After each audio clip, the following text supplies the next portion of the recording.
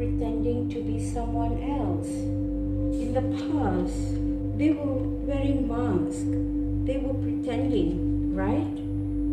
So whatever they have said and made promises with you, it did not work. This is definitely will cause you trigger and turmoils.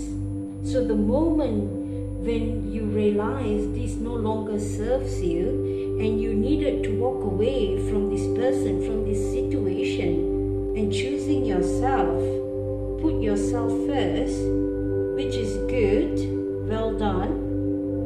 So the moment when you start healing your heart and you're making a progression, moving forward, focusing you, doing you, and that's why this is coming in now. They realize perhaps this person could be spying from a distance or social media, whatever the case may be. I always say spying someone is much worse than a physical spying, if you know what I mean.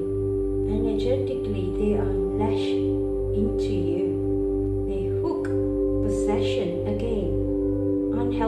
It's unhealthy pattern. When your person or this past energy resurface back into your life, let me make it very clear, my angels.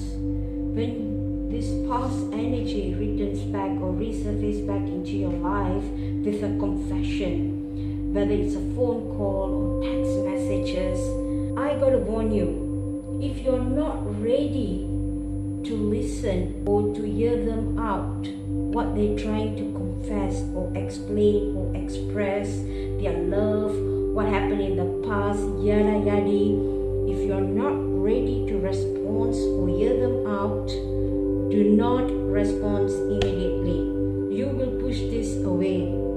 For some of you who are still waiting to reunite with your past person, I gotta make it very clear here. There is no such requirement that someone called you or text you that you need to respond immediately.